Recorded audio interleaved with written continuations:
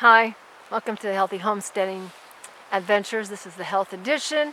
Today I'll be going over a letter written by my grandfather. This is part 3 to all who bear responsibility for operating our sanitariums and hospitals. There will be links below so you can watch the first 2. I would like to start with prayer and then we'll get right into it.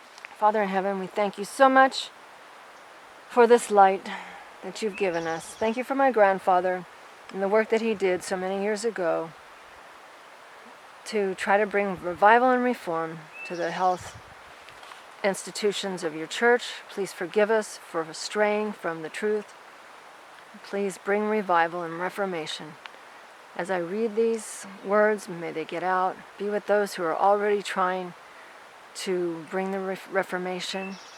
Help the rest of us to want to follow your laws of health and be inspired by these words that we read from the Spirit of Prophecy today. And I ask this in the name of Yeshua HaMashiach. Amen. The next section is called Compromise, the Devil's Toboggan Slide to Ruin. Quote, I am instructed to say that in our educational work, parentheses, a sanitarium is an educational institution for giving light to the world, close the parentheses, there is to be no compromise in order to meet the world's standards. God's commandment-keeping people are not to unite with the world, to carry on various lines of work according to worldly plans and worldly wisdom. Our people are now being tested as to whether they will obtain their wisdom from the greatest teacher the world ever knew, or to seek the God of Ekron.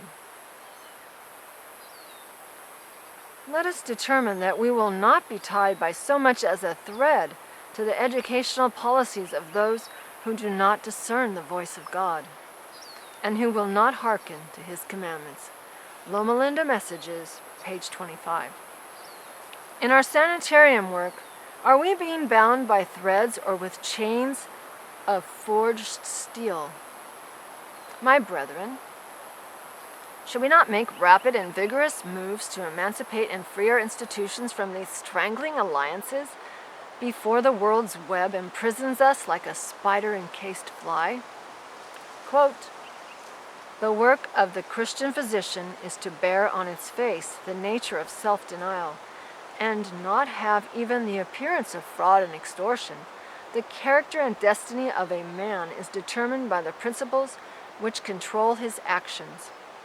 Selfishness is the attribute of Satan. A multitude of sins have been covered under the profession of medicine. Although there has been a witness to every unholy action, a just verdict rendered in the decision of every case. Many things that are thought lawful in this profession, parentheses, are unlawful. Many things that are thought lawful in this profession are unlawful, and need the small cords in the hand of Christ that they may be driven out. Many good and merciful acts have been done by practicing physicians, for they have a broad field in which to work. But I was shown that as a general thing, the medical profession as a body has become a den of thieves. Parentheses, would to God all SDA physicians were free from this charge, but we are not. Far too many of our physicians live and work by the gold standard. End of parentheses. In connection with the cause of God, the profession of medicine is to be beautified by the presence of Christ. For he would cooperate with the physician who professes his name. But when men become extortioners, all he can do is to drive them from his courts. End quote. Dr. Sutherland McGann, Paulson, and Spalding collection from Ellen G. White Writings, page 82. A few days ago in the New York area, I was speaking with a SDA sister who had been very ill. She informed me that recently, because of serious kidney complications, it became necessary to follow the counsel of her physician and have a therapeutic interruption of pregnancy. In properly regulated hospitals, 3 additional signatures of physicians are required for this procedure. The sister was obliged to pay each of the 3 physicians $75 for signing his name to the consent sheet. Said a great preacher in my hearing, "If there isn't a hell, there ought to be." Under the caption Cancer Economics, there is discussed a recent interview of a reporter with Dr. Paul R. Hawley, former president of the American College of Surgeons. Quote, "Economically, cancer is one of the most important diseases to both doctor and patient. To the former, the flow of money is in. To the latter, the flow is out. It is no less than astounding that a surgical procedure which hardly has one long-term survival to boast of is still followed if the patient can afford it." Dr. Paul Hawley told a reporter that one would be shocked at the amount of unnecessary surgery that is performed. The reporter asked, "Why do you suppose a doctor makes an unnecessary operation?" "Money." Dr. Hawley replied, "Just plain dishonest money-making." "Do you think there are doctors who would do this just for the sake of money?" the interviewer pressed. Said Dr. Hawley, "I don't think it, I know it, and I can prove it." End of quote. U.S. News and World Report, 2/20/1953. For many years, surgery has been my professional field. I hold a lifetime fellowship in the American College and in the International College of Surgeons. I have been around a bit and could also make some shocking disclosures. The life-saving science of surgery has largely degenerated into a money-making racket by the gold diggers. Far too many operations are performed upon the patient's pocketbook for the benefit of the doctor rather than for the benefit of the patient. Yes, a serious charge, and there are noble exceptions. There is a wide difference between a SDA missionary sanitarium and a mercenary community hospital. A hospital is a place to go to have something cut out. A sanitarium is a place to go to have something put in. Parentheses, health education, and in parentheses, so you will not need to have something cut out. Quote, 80% of the surgery at the Mayo Clinic is upon the stomach and related digestive organs. End of quote. Quote, it is written, my house shall be called a house of prayer, but ye have made it a den of thieves. The same words are applicable to many practicing physicians who are called Christians. The medical profession is no less under the jurisdiction of the Lord, under the rule of the standard of righteousness, than is the farmer, the merchant, or the minister of the gospel. The physician is as much under obligation to represent pure and undefiled religion in his business transactions as is any other man in his profession. He is required to love and obey God, to relieve the sick and afflicted for Christ's sake. The question as to whether the medical profession is to be controlled by Christian principles in regard to compensation or by the selfish standards of the world has long been ignored, but can be ignored no longer. Quote, is the world to see no representatives of Christianity in the medical profession and in those who occupy positions of trust in our institutions? The people have long been afflicted with unconverted men who have acted independently of the church and have followed their own unsanctified judgment and imperiled our institutions by their unsanctified independence. Christ may be represented in the character and action of every physician, and all who claim to be Christians should expect to work as he worked, having a fair price for their services and exacting no more. Although they see that they could obtain more by following the selfish customs of the world, it is just as consistent for the minister of the gospel to demand an excessive salary for visiting the sick, comforting the sorrowing, bringing peace and joy to the oppressed, as for the physician to make large charges for his professional visits. Ellen G. White letter. That was the end of quote. End of quote. Ellen G. White, letter 41, 1890. Ha, the physicians don't even visit now, except for in the nursing home, and oh, you wouldn't believe how much they get paid just for looking through a chart. I would tell you, but I forgot. Brethren, colon, because of certain wrong policies, I have been for decades unequally yoked together with these gold diggers. Parentheses, there are a few notable exceptions, end of parentheses, in our sanitariums. But brethren reason, quote, we cannot secure SDA physicians for our sanitariums, end of quote. May we discuss some pertinent reasons later and suggest a workable plan to remedy this tragic impasse? We decided to measure the success of a sanitarium almost solely by a financial yardstick and the future reputation of the quote administrator, end quote, parentheses, a term neither found nor indicated in the divine blueprint, end of parentheses, would depend upon the financial showing he would ring up on the cash register. One would search in vain through the divine specifications for any reference to such a yardstick as one of the measuring rods with which to determine the success of a medical missionary enterprise.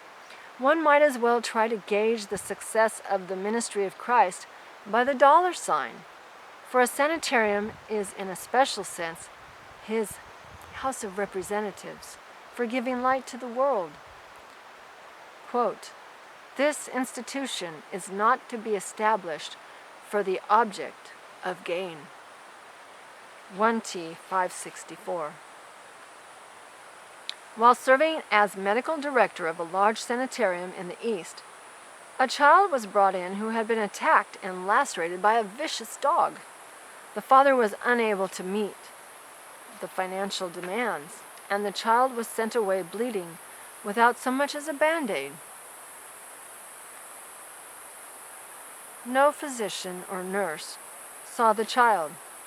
The first I learned of the case was when the incident was reported at a regular meeting of the County Medical Society. I was almost consumed with shame and humiliation. Quote, efficiency, end of quote, with a vengeance. A medical missionary institution? You do not like this recital? Neither do I, but I detest a merciless, pitiless, hidebound financial policy which could make such an incident possible far more. If our divine master were here, would he not again drive this unholy commercial traffic out of these missionary temples of healing and health? And then, we cannot secure self-sacrificing physicians to serve in our institutions. End of quote. Let us clean house. Accord these physicians their just and proper self-respecting sphere. Then hold them responsible for achieving the educational and missionary goals of the sanitarium, and at the same time making the institution self-sustaining. In a large Roman Catholic hospital established by the People's Padre in Tucson, Arizona, there is prominently displayed this sign. Emergency treatment is to be administered before any financial questions are asked. If we could spare the ink, perhaps we might, with, quote, profit, copy this sign. Are we not in real danger, as did the Jews, of exchanging the profits for the profits? The greatest thing in a sanitarium is the atmosphere. The spirit of the place and this atmosphere is as real as the air we breathe. How about the atmosphere in your institution? Is it friendly, kindly, unselfish, missionary? How can we help you, serve you? What can we do for you? How much can we give you? Or is it chilly, grasping, commercial, mercenary? How much can we get from you? And get all we can get. Is it possible for a godless, Christless practitioner of medicine to make any greater contribution toward achieving the basic objectives of our Christian sanitarium medical ministry than can a modernist, semi-apostate preacher toward achieving the evangelistic goals of the church? A few worldly wise but uninformed, rather badly misinformed men declare, quote, medicine is a science and a well-educated, parentheses, but Christless, end of parentheses, Jewish doctor, parentheses, a God-defying, end of parentheses, atheist, an infidel, parentheses, or hypnotist, end of parentheses, MD, or a pagan, if scientifically educated, can practice as high and successful a type of medicine in our medical institutions as can a Christian SDA physician, end of quote. Spacious reasoning. Such a concept and assertion greatly dishonors, quote, Christ, the true head of the medical profession, end of quote. What does such a concept do with the fact that, quote, Christ is at the side of every God-fearing practitioner who works to relieve human suffering, end of quote. And, quote, that which the physician can only aid in doing, Christ accomplishes, end of quote. Ministry of Healing, page 111. This satanic-inspired concept downgrades Christ's power of healing to the human level and makes a farce of his declared willingness and design to cooperate with those who serve and who cooperate with him. Such a concept betrays a depth of lack of spiritual vision for SDA Sanitarium ministry, exceeded only by the bleached-out white fish of Mammoth Cave, Kentucky, which through many generations of total darkness in Echo River, nearly 400 feet below surface, have lost not only their eyesight, but also their eyes. Does not such an amazing concept and allegation betray complete unfitness for leadership of our medical institutions? The work of the Christian physician is the, quote, gospel in demonstration, end of quote. The gospel in shoes, the, quote, gospel in practice, end of quote. And think you the old, quote, murder from the beginning, end of quote, has changed his occupation, and that now, quote, since times have changed, end of quote, the devil and, quote, those to whom he is giving his orders, end of quote, have just as much power to heal the diseases, the distractions, and the wounds of a world as has that man who is yoked up with Christ, the divine physician. The ministry of the word is the gospel preached, quote, medical missionary work, end of quote. Sanitarium work rightly conducted, quote, is the gospel practiced, end of quote. 8T, page 168.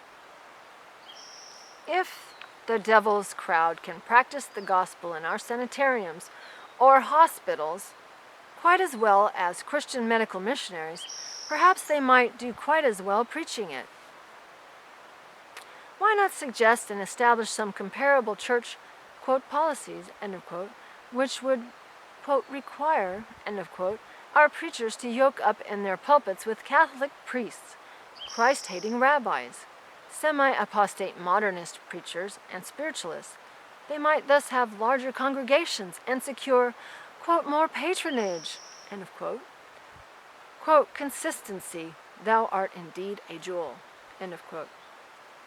To Loma Linda it was written, quote, if God will bless the treatments, parentheses, drugs, end of parentheses, given, and Christ will let his healing power be felt, a wonderful work will be accomplished. Loma Linda Messages, page 3. If God will bless the treatments given, and Christ will let his healing power be felt, a wonderful work will be accomplished. He asks, drugs? Drugs? That wasn't actually mentioned anywhere in Spirit of Prophecy. All right, that was a very long reading today. I'm sorry it didn't come to an end. We still have a ways to go in this wonderful document that my grandfather made. Thanks for watching. Don't forget to like, share, and subscribe. And get out the books that Ellen White has written. Counsels on Diet and Foods is a compilation, but you can learn a lot about following the laws of health there. Ministry of Healing is a beautiful book full of truth. Get these books out and read them. If you're a Seventh-day Adventist, should have read them by now. If you're not, you can find them at the Adventist Book Center, which is the ABC, online, or you can actually just Google it and find them on Amazon. All right, thanks for watching. I'll see you on the next episode, which will be part 4.